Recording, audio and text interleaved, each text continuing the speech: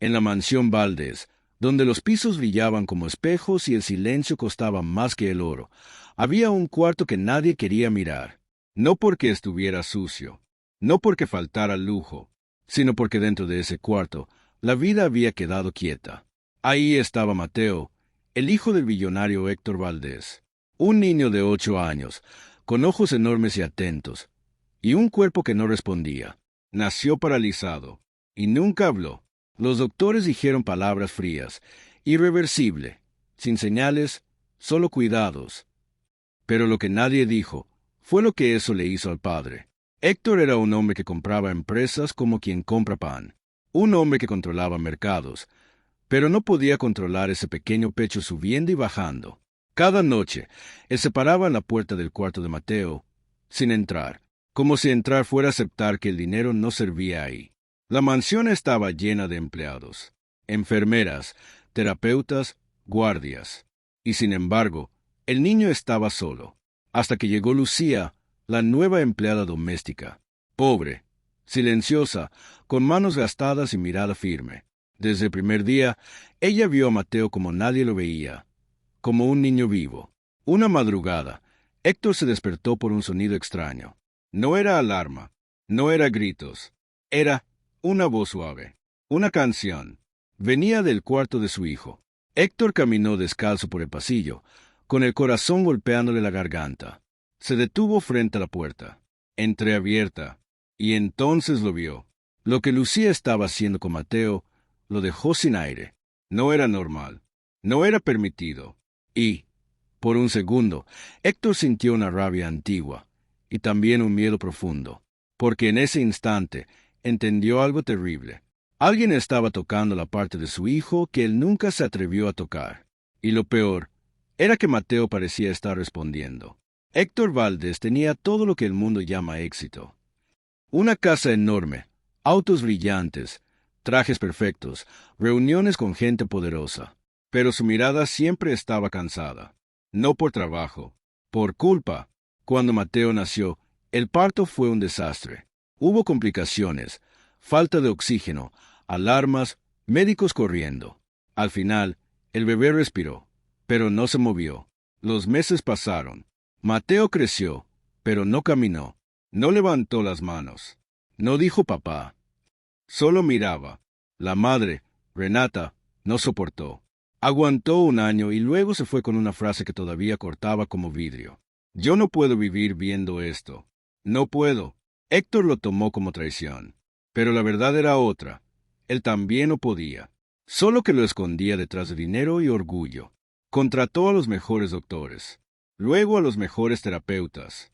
Después compró máquinas, equipos, sillas, todo. Pero nada cambió. Mateo vivía en un cuarto hermoso, con luz suave, juguetes caros y pantallas grandes. Aún así, el niño no reía, porque nadie jugaba con él. Héctor siempre decía, que lo cuiden bien, que no le falte nada, y pensaba que eso era amor.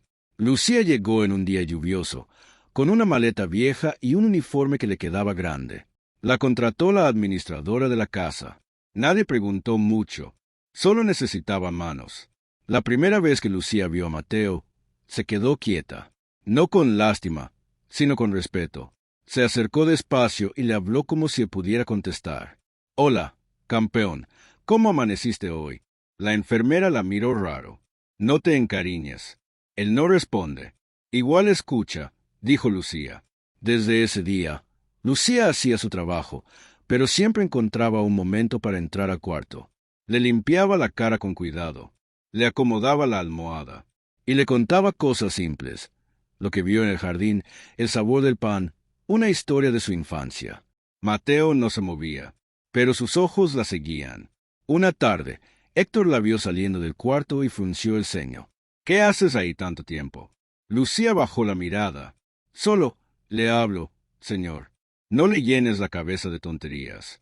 Necesita terapia, no cuentos. A veces, señor, un niño necesita que alguien lo mire como niño. Héctor se molestó. Nadie le hablaba así, pero algo en esa frase se le quedó pegado. Esa noche, Héctor volvió a pararse frente al cuarto de Mateo, como siempre, solo que esta vez, escuchó una risa en su memoria, la risa que su hijo nunca tuvo, y sin saber por qué, sintió que el silencio de la mansión estaba por romperse. Los días siguientes, Héctor notó cambios pequeños, casi invisibles. La habitación de Mateo olía distinto, no a medicina, a jabón suave y a vida. Y lo peor para Héctor era que eso le hacía sentir vergüenza. Lucía seguía entrando, aunque nadie se lo pedía. La enfermera principal se quejaba. Esa mujer pierde tiempo. Pero Mateo, por primera vez en años, no parecía tan ausente. Una mañana, Lucía llevó un radio viejo. No era moderno, era de esos que crujen. Lo puso bajito. Música tranquila. Mi mamá decía que la música abre puertas que ni el dinero puede abrir, susurró. Mateo la miró fijo. Sus ojos brillaban. Lucía empezó algo que nadie hacía.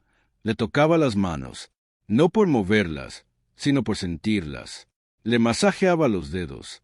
Le hablaba mirándolo a la cara, no a los aparatos. Le decía, si puedes, aprieta un poquito, aunque sea un poquito. Nada, pero Lucía no se rendía. Héctor, en cambio, se rendía cada día más. En su mente, Mateo era una herida que debía mantenerse cubierta, porque si la miraba demasiado, se rompía a él. Hasta que una tarde, Héctor vio a Lucía en el jardín, llorando sola, sentada en una banca, con las manos apretadas. No era drama, era dolor real. Héctor se acercó, incómodo. ¿Qué te pasa? Lucía se limpió la cara rápido. Nada, señor. Perdón. Aquí no pagamos para lágrimas. Lucía lo miró, y esa vez no bajó la cabeza. Entonces no me pague por ser humana. Héctor se quedó helado. Ella respiró hondo y dijo algo que él no esperaba. Yo tuve un hijo. Se llamaba Tomás. Héctor sintió un golpe. Y también quedó inmóvil, por un accidente. Tenía 5 años. Yo no tenía doctores, ni terapias, ni máquinas. Solo mis manos y mi voz. Héctor tragó saliva. ¿Qué pasó con él? Lucía apretó los labios. Se fue hace 3 años. El silencio cayó pesado.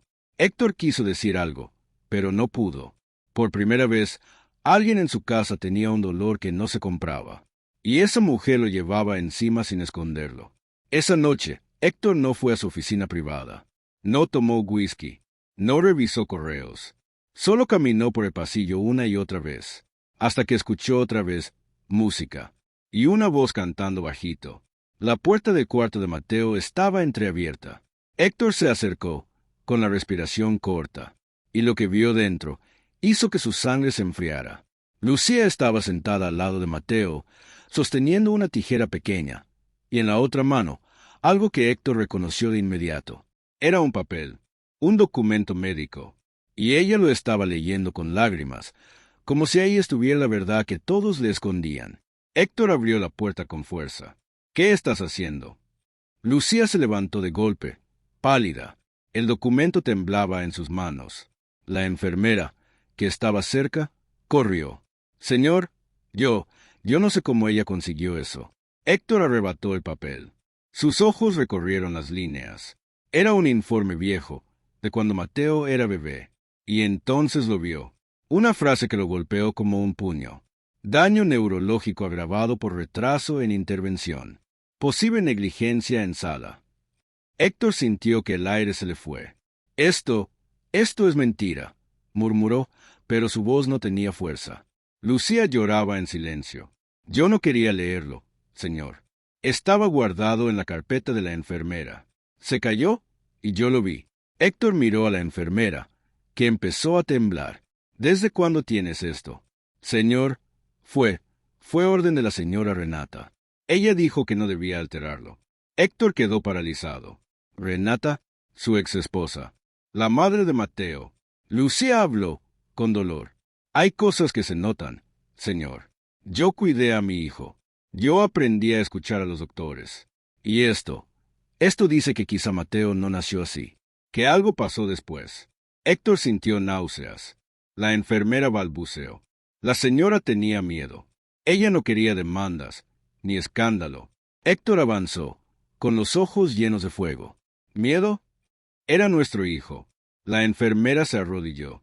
Ella dijo que usted estaba de viaje. que no podía saber, que lo mejor era seguir. Héctor apretó el papel hasta arrugarlo.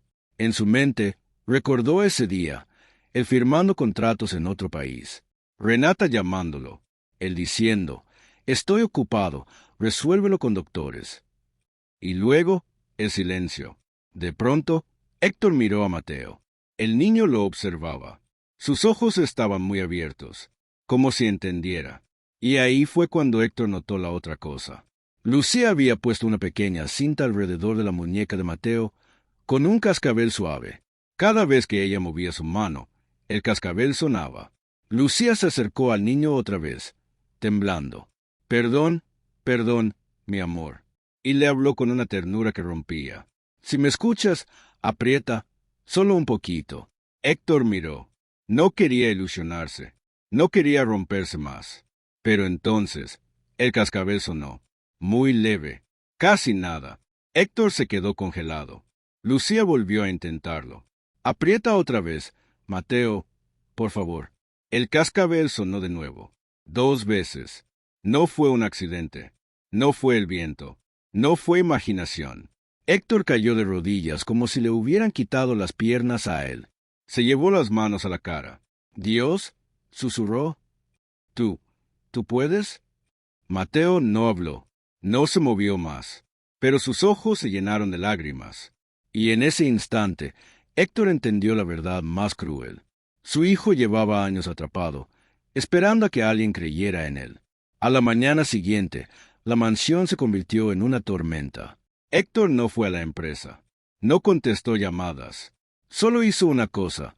Llamó a un equipo médico independiente. Los mejores.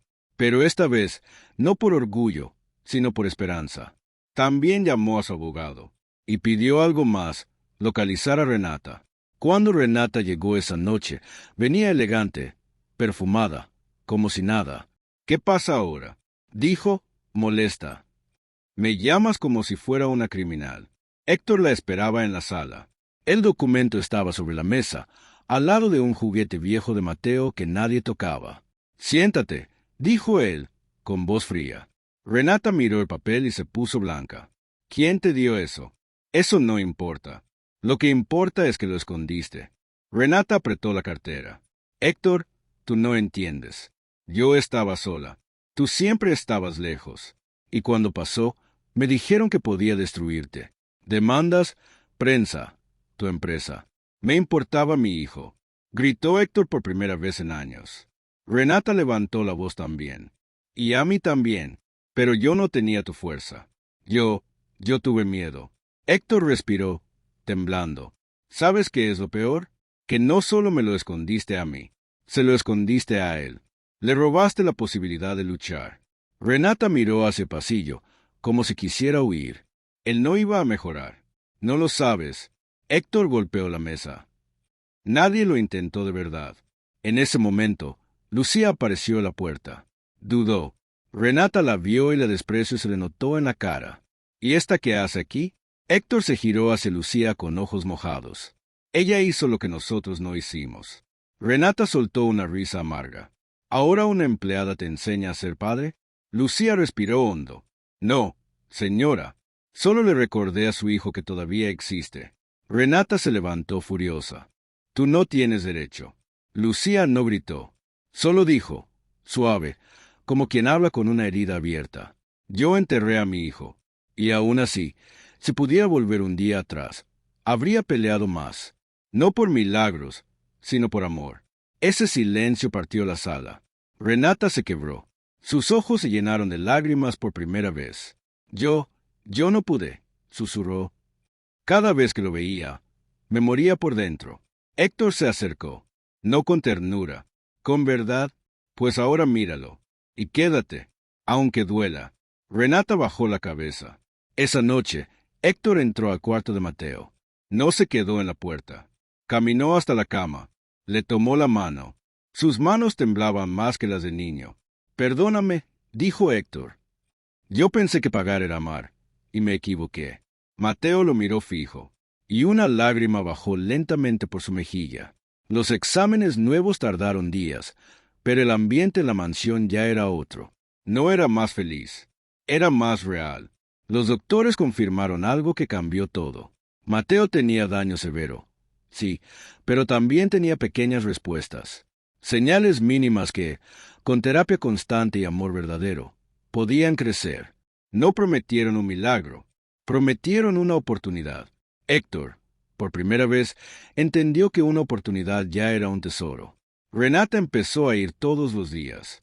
Al principio, se quedaba en una esquina, sin tocar nada, como si tuviera miedo de hacer daño con solo mirar. Pero un día, Lucía la vio llorar en el cuarto, y le puso una mano en el hombro. No como empleada, como madre. No se castigue toda la vida, le dijo. Castíguese solo lo necesario para cambiar. Renata sintió rota. Héctor también cambió. Despidió a quienes trataban a Mateo como un caso. Y él mismo empezó a hacer pequeñas cosas, leerle cuentos, ponerle música, hablarle de su día, como si Mateo pudiera responder. Porque ahora sabía que, por dentro, Mateo siempre estuvo ahí. Una tarde, mientras Lucía hacía ejercicios suaves con la mano de Mateo, Héctor se sentó cerca y observó. Lucía le enseñó algo simple. No le pida que haga lo imposible.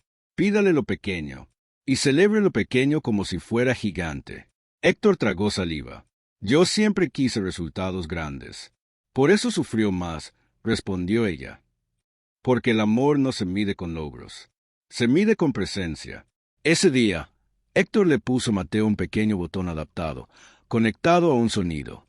Si puedes presionarlo, escucharé una campana, le explicó. Mateo lo miró largo. Pasaron segundos eternos. Héctor sintió que el corazón se le rompía otra vez, como tantas veces. Pero entonces, la campana sonó. Una sola vez. Pequeña, pero real.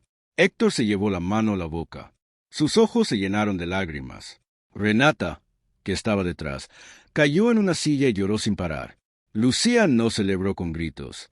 Solo sonrió, mirando al niño como si le dijera, «Te lo dije». Héctor se acercó a la cama, besó la frente de Mateo y susurró, «Gracias por no rendirte, aunque yo sí lo hice». Mateo no habló, pero sus ojos brillaron como si dentro de él hubiera una voz guardada, esperando su momento. Y así, en una mansión donde antes todo era lujo y silencio, nació algo nuevo. Un hogar donde el amor finalmente era más fuerte que el miedo. A veces, el dinero compra comodidad, pero solo el amor sostiene el alma. No se trata de arreglar a alguien. Se trata de acompañarlo para que no se sienta invisible. ¿Y tú? Si amar te obligara a quedarte en el dolor, ¿te quedarías de verdad o también huirías como si el corazón tuviera salida?